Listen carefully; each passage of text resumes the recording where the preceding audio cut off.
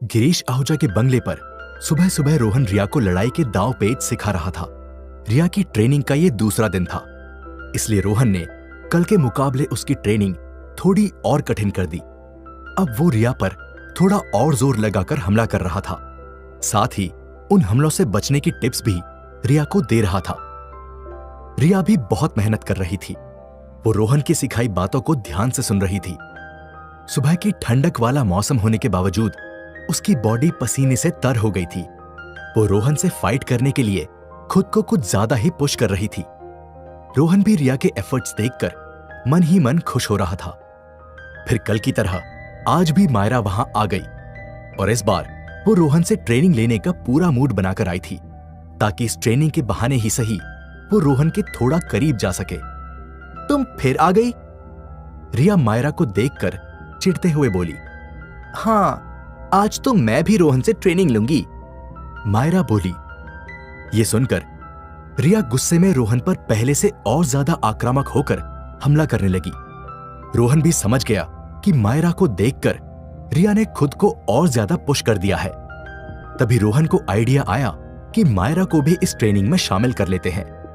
ऐसे में रिया और मायरा के बीच कंपटीशन की भावना आएगी और रिया जल्दी जल्दी ट्रेंड हो जाएगी।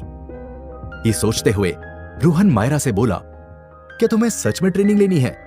ये सुनकर जहां मायरा की खुशी का ठिकाना नहीं रहा, तो वहीं रिया का गुस्सा 7वें आसमान पर जा पहुंचा। रोहन, क्या बोल रहे हो तुम? इस मुसीबत को खामखा बीच में क्यों ला रहे हो? रिया ने रोहन के कान में फुसफुसाते हुए कहा, तुम्हें मायरा पसंद नहीं है ना, तो फाइट में उसे हरा देना, फिर उसका चेहरा देखने लायक होगा और वो तुम्हें कभी तंग नहीं करेगी।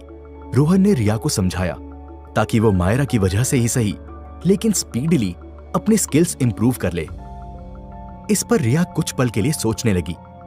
मायरा से तो वो हमेशा से नफरत करती थी। मायरा जब भी अपना मुंह खोलती थी, रिया का मन करता था कि उसे एक जोरदार थप्पड़ मारे, और अब इस ट्रेनिंग के बहाने उसे मायरा को मारने का मौका मिल रहा था। यही सोचकर वो मायरा को भी इस ट्रेनिंग में शामिल करने को मान गई। ठीक है मायरा, आओ मैदान में, देखते हैं तुम में कितना दम है, रिया मायरा को चैलेंज करते हुए बोली। दरअसल रिया को विश्वास था कि वो मायरा को आसानी से हरा देगी, क्योंकि वो रोहन से एक दिन ट्रेनिंग ले चुकी थी, जबकि मायरा, उसने तो अभी तक 1 मिनट की ट्रेनिंग भी नहीं ली थी। रिया का चैलेंज सुनकर मायरा भी बीच मैदान में आ गई। ये देखकर रिया खुश हो गई। उसने सोचा कि ये अच्छा मौका है मायरा की धुलाई करने का। फिर रिया ने फौरन बिना टाइम वेस्ट किए मायरा पर हमला करना शुरू कर दिया। रिया ने पहला पंच मारा, लेकिन मायरा उससे आसानी से बच गई। फिर रिया ने दूसरा पंच मारा, मायरा उससे भी बच गई। अब रिया को गुस्सा आया और उसने मायरा पर अपनी पूरी ताकत निचोड़ते हुए कभी पंच तो कभी किक की बरसात कर दी।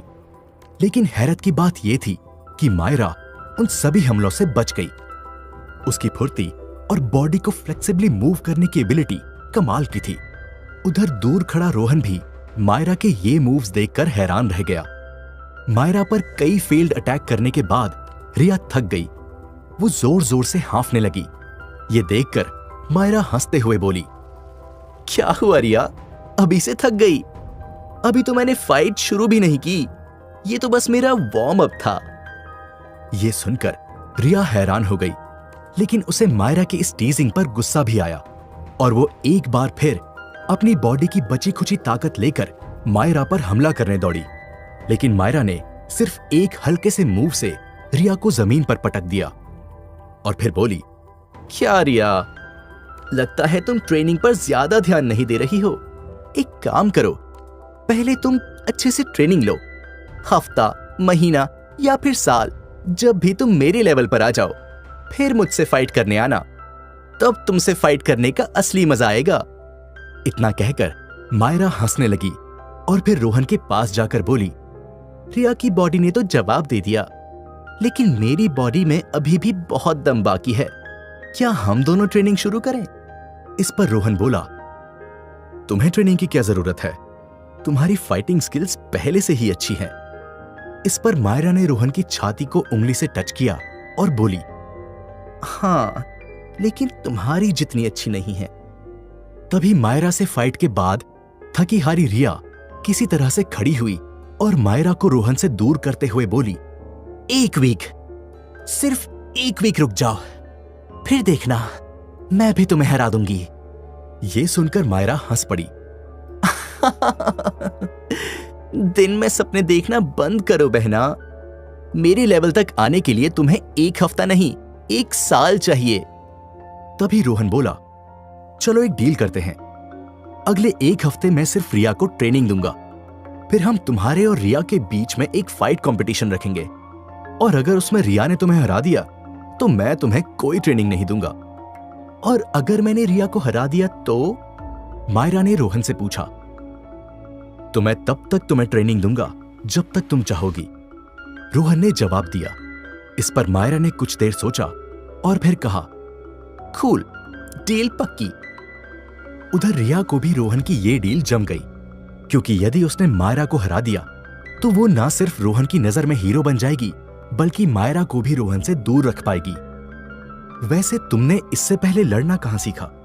रोहन ने मायरा से पूछा। इस पर मायरा रोहन के करीब आई और उसके होंठों पर अपनी उंगली रखते हुए बोली, ये एक सीक्रेट है। इतना कहकर मायरा ने रोहन को आंख मारी और फिर मुस्कुराते हुए वहां से चली गई। मायरा की यह हरकत देखकर रिया को बड़ा गुस्सा आया। रोहन, कल से तुम मुझे रोज एक नहीं बल्कि 3 घंटे ट्रेनिंग दोगे, और जरूरत पड़ी तो हम उससे भी ज्यादा ट्रेनिंग करेंगे। लेकिन चाहे कुछ भी हो जाए, मैं इस मायरा की बच्ची को हराकर ही दम लूंगी। जवाब में रोहन बोला, ठीक है, वो हम कल से देख लेंगे। फिलहाल तुम रेडी हो जाओ, हमें ऑफिस के लिए भी तो निकलना है। अरे हाँ, मैं तो भूल ही गई। वैसे आज भी तुम हमेशा की तरह मुझे छोड़कर नाइट क्लब निकल जाओगे? रिया ने कहा। नहीं, आज मेरी नाइट की शिफ्ट है, तो मैं भी तुम्हारे साथ दिन में आहूजा कॉर्पोरेशन चलूंगा, रोहन ने जवाब दिया। रोहन की ये बात सुनते ही रिया खुश हो गई। उसकी सारी थकान जैसे उतर गई। सच्ची? मतलब आज हम दोनों साथ में ज्यादा टाइम स्पेंड करेंगे? इतना कहकर रिया मुस्कुराते हुए अपने कमरे में तैयार होने चली गई। तभी चेतन वहां पर आया, जो काफी देर से ये पूरा नजारा देख रहा था। मायरा की फाइटिंग स्किल्स काफी इंप्रेसिव है। चेतन रोहन के पास आकर बोला। हाँ, पता नहीं ये भाई बहन हमें आगे और कौन कौन से सरप्राइज देंगे, रोहन ने कहा। कुछ देर बाद रोहन, रिया, चेतन और हितेश सभी आहूजा कॉर्पोरेशन आ गए। रिया आते ही अपने काम में लग गई और कंपनी मैनेजर पंकज के साथ आहूजा कॉर्पोरेशन को फिर से ग्रो करने का प्लान बनाने लगी। इस बीच मयंक भी वहां आ गया। तो बहना, तुमने मेरे ऑफर के बारे में सोचा कुछ? क्या मिलाओगे पठान एंटरप्राइज से हाथ? करोगे अपनी कंपनी को लीड? इस पर रिया बोली, नो थैंक्स, मैं आहूजा कॉर्पोरेशन को फिर से ऊंचाई तक ले जाने का कोई और तरीका ढूंढ लूंगी। पठान पर मेरे पापा ने भी भरोसा नहीं किया था और मैं भी नहीं करूंगी।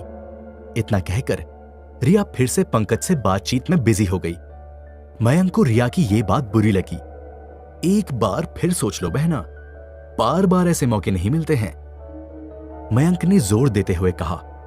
इस पर रिया चिढ़कर बोली, इतना ही अच्छा मौका है तो तुम उसे ले लो, कर लो पठान एंटरप्राइज ज्वाइन और छोड़ दो घाटे में जा रही आहूजा कॉर्पोरेशन। कम से कम इसी बहाने तुम और तुम्हारी बक दोनों से छुटकारा तो मिलेगा। इतना कहकर रिया फिर से अपने काम में बिजी हो गई। इस बार रिया की ये बातें मयंक के दिल पर लगी। वो गुस्से में बिना कुछ कहे वहां से चला गया। मयंक जब रिया के कैबिन से बाहर निकला तो उसने गुस्से से दरवाजा बंद किया और एटीट्यूड दिखाता हुआ वहां से चला गया। वो इतने ज्यादा गुस्से में था कि उसने रिया के कैबिन के बाहर सोफे पर बैठे रोहन को नोटिस ही नहीं किया। रोहन ने जब मयंक का गुस्सा देखा तो वो समझ गया कि कुछ तो गड़बड़ है। वो फौरन रिया के कैबिन में गया। ये मयंक को क्या हो गया? बहुत गुस्से में निकला। सब ठीक तो है? रोहन रिया से बोला। हाँ, सब ठीक है, बस मैंने उसके पठान एंटरप्राइज वाले ऑफर को लात मार दी, इसलिए बौखला गया है बेचारा। इतना कहकर रिया हंसने लगी और फिर से वो अपने काम में बिजी हो गई। वहीं रोहन रिया के कैबिन से बाहर आया और चेतन से बोला, मयंक के इरादे पहले ही ठीक नहीं थे, ऊपर से रिया ने उसका ऑफर ठुकराकर उसे और गुस्सा दिला दिया। अब वो पक्का कोई बड़ी चाल चलेगा। इस पर चेतन बोला, तो क्या मैं जाकर उसका पीछा करूं? इस पर रोहन ने कुछ सोचा और कहा, वेट, मैं भी तुम्हारे साथ चलता हूं। इतना कहकर रोहन और चेतन दोनों मयंक को फॉलो करने निकल पड़े। जाते जाते उन्होंने हितेश को ऑफिस में ही रुकने को कहा ताकि रिया की सेफ्टी का ध्यान रखने वाला कोई हो। उधर रिया से हुई बहस के बाद मयंक आहूजा कॉरपोरेशन से बाहर आ गया और कार लेकर कहीं जाने लगा। रोहन और चेतन भी उसका पीछा करने लगे। तभी मयंक की गाड़ी पठान की नाइट क्लब के बाहर आकर रुकी। ये वही नाइट क्लब था जहां पहले जाकिर भी जाया करता था। रोहन को अब यकीन हो गया कि मयंक कुछ तो खिचड़ी पका रहा है। मयंक को फॉलो करते हुए रोहन और चेतन भी उसी नाइट क्लब में आ गए। फिर मयंक सीढ़ियों से होता हुआ क्लब में बने पठान के वीआईपी लाउंज में गया। अब रोहन और चेतन को लगा कि मयंक पठान गैंग का अगला लीडर है और वो जाकर पठान की उस रॉयल चेयर पर बैठ जाएगा। लेकिन ऐसा नहीं हुआ। वो रॉयल चेयर खाली थी। मयंक भी पठान की गैंग के दूसरे मेंबर्स के साथ वहां बैठ गया। अब सभी किसी के आने का इंतजार कर रहे थे। तभी वहां काला सूट और ब्लैक गॉगल पहने एक लंबे बालों वाला शख्स आया। उसके आते ही सभी खड़े हो गए, उसे सलाम करने लगे। मयंक ने भी ऐसा ही किया। फिर ये लंबे बालों वाला शख्स पठान की रॉयल चेयर पर जाकर बैठ गया। रोहन को समझते देर नहीं लगी कि ये कोई बड़ा और खास आदमी है। अब रोहन अंदर की बातें सुनना चाहता था, इसलिए वो पिछली बार की तरह वेटर के अंदर ड्रिंक ले जाने का इंतजार करने लगा ताकि वो उसके पीछे चोरी से हियरिंग डिवाइस लगाकर अंदर की बातें सुन सके। हालांकि इस बार कोई वेटर काफी देर तक अंदर ड्रिंक लेकर नहीं गया। उधर मयंक उस लंबे बालों वाले शख्स से ढेर सारी बातें किए जा रहा था। रोहन के पास और समय नहीं था, उसे अंदर की बातें हर हाल में सुननी थी। ऐसे में वो खुद वेटर के पास गया और बोला, एक्सक्यूज मी, वो वीआईपी लाउंज में कुछ ड्रिंक्स भिजवा दीजिए। लेकिन मुझे तो ऐसा कोई ऑर्डर नहीं मिला। वेटर कंफ्यूज होकर बोला, अरे उन्होंने मुझे भेजा है और तुम बहस करने में टाइम बर्बाद मत करो, जल्दी अंदर जाओ। लेट हुए तो सर नाराज हो जाएंगे, फिर तुम्हारी जॉब चली जाएगी। इतना कहकर रोहन ने उस वेटर के पीछे चुपके से हियरिंग डिवाइस चिपका दिया। उधर रोहन की बात से डरा हुआ वेटर फौरन ड्रिंक्स लेकर उस वीआईपी लाउंज में चला गया। उसके अंदर जाते ही रोहन को वहां चल रही सारी बातें सुनाई देने लगी। रिया ने पठान एंटरप्राइज से मर्जर का ऑफर ठुकरा दिया है। यदि वो मान जाती तो हम आहूजा कॉरपोरेशन में अपने लोग घुसाकर उसे किसी स्कैम में फंसा देते और फिर कंपनी से बाहर निकाल देते। मयंक उस लंबे बालों वाले शख्स से बोला, तो फिर अब क्या सोचा है तुमने? लंबे बालों वाले शख्स ने पूछा। लगता है अब रिया को मारने के अलावा कोई चारा नहीं बचा। मैं ये करना तो नहीं चाहता था, लेकिन उसका जिद्दीपन उसे मिट्टी में मिला देगा।